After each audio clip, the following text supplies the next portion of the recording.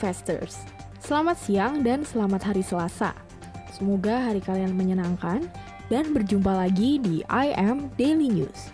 Kali ini IM Daily News akan membawakan berita nasional, berita properti hingga update COVID-19 untuk menemani Anda hari ini dengan Stella dan Clarice dalam IM Daily News. Tak ditutupnya lokasi wisata pada masa libur Lebaran 2021 menimbulkan kekhawatiran atas situasi pandemi COVID-19 di tanah air. Meski pemerintah telah memberikan larangan mudik Lebaran pada 6 hingga 17 Mei 2021 untuk mencegah mobilitas masyarakat yang dapat menjadi pemicu penularan COVID-19, namun pembukaan tempat wisata ternyata juga menghasilkan efek yang tidak diharapkan. Dilansir dari kompas.com, masyarakat yang tidak diizinkan mudik akhirnya beralih berkunjung ke tempat-tempat wisata, terbukti dari adanya peningkatan jumlah wisatawan selama libur Lebaran. Sejumlah lokasi wisata penuh sesak oleh pengunjung, hal ini membuat protokol kesehatan tak bisa dijalankan dengan maksimal.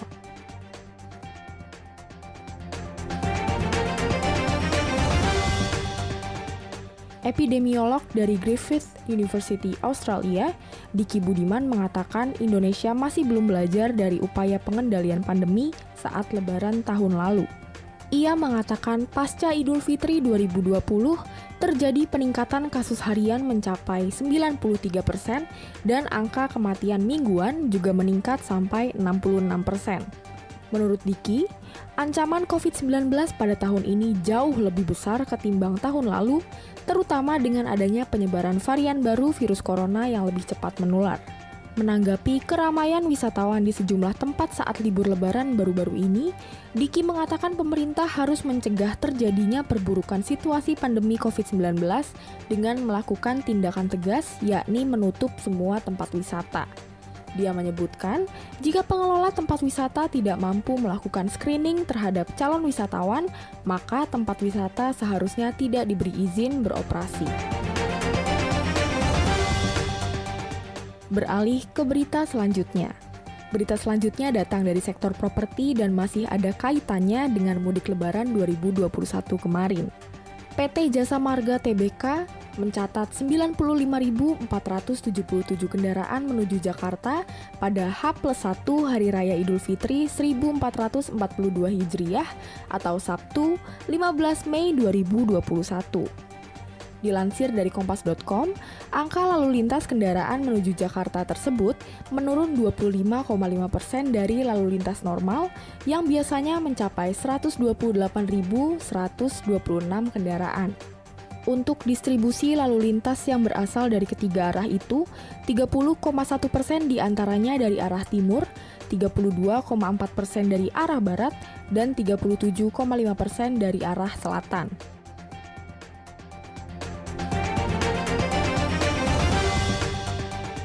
Jasa Marga mengimbau pengguna jalan untuk dapat melengkapi dokumen persyaratan antara lain surat izin keluar masuk atau SIKM dan hasil negatif tes RT-PCR maksimal 3 kali 24 jam untuk hasil negatif tes rapid antigen serta 2 kali 24 jam untuk hasil negatif genos C19 sebelum keberangkatan.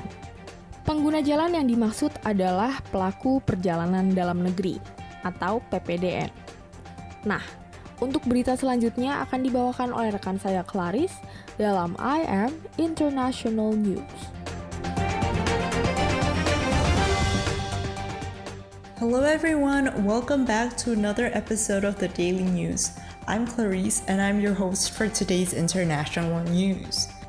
More than 3 weeks since the unprecedented Asian leaders meeting, where member countries agreed on how to deal with the bloody crisis in Myanmar, the chair of the bloc has yet to name its envoy to the conflict-ridden country. The slow deliberation process has again raised the question of the bloc's commitment to dealing with the political aftermath of a military coup launched against the elected civilian government on February 1st, as the risk for regional instability looms large. On April 24th, 6 Southeast Asian leaders gathered for the first time since the start of the pandemic in the Asian Secretariat in Jakarta.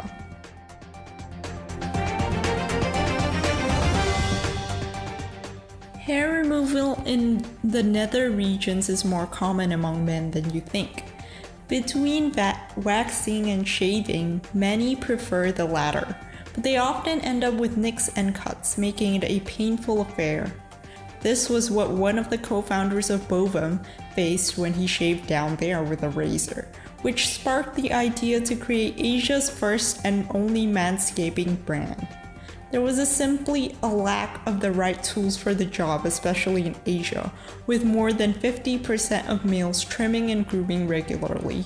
We found an opportunity to solve this gap in the market, said Lidin Ong, co-founder of Bovum. These were two SMU students who built a trimmer for below-the-waist grooming, and they hit six-figure revenue in 4 months. Last but not least, for the COVID news, Singapore and Hong Kong have once again pushed back the start date of a long-anticipated air travel bubble arrangement, the two cities announced on Monday. The travel bubble, which would have allowed travelers to skip quarantine, had been planned to begin on May 26th. The scheme has faced multiple rounds of delays from its initial launch date in November 2020. Singapore's Transport Ministry said in a statement that in light of the recent increase in unlinked community cases, Singapore is unable to meet the criteria to start the travel bubble. Meanwhile, the Hong Kong government said in a statement that further updates will be announced on or before June 13th. That is all I have to say for today. Thank you all for listening up until this point, and see you all in the next episode. Kasus positif COVID-19 bertambah 3.080 orang pada Senin 17 Mei 2021. Dengan demikian, total kasus positif di Indonesia secara kumulatif mencapai 1.739.750 kasus. Berdasarkan data dari covid19.go.id, dari jumlah tersebut sebanyak 3.790 orang sembuh per hari ini, sehingga secara akumulatif 1.600.857 orang telah dinyatakan sembuh. Sementara itu, kasus aktif atau pasien yang masih dalam perawatan maupun isolasi mandiri sebanyak 90.800 orang.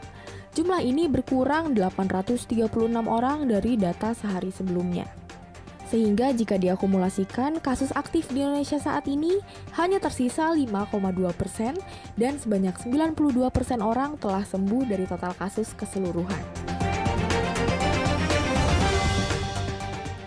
Tentunya jumlah tersebut harus perlu ditingkatkan lagi, sehingga penyebaran COVID-19 di Indonesia semakin bisa diminimalisasi. Pemerintah juga terus mengingatkan agar masyarakat turut membantu menekan kasus positif corona dengan melakukan langkah pencegahan penularan COVID-19 dengan mematuhi protokol kesehatan. Maka dari itu, untuk kalian semua yang sedang mendengar dan menyaksikan ini, diharapkan untuk tetap menerapkan protokol kesehatan, melakukan physical distancing, dan tetap melakukan 3M.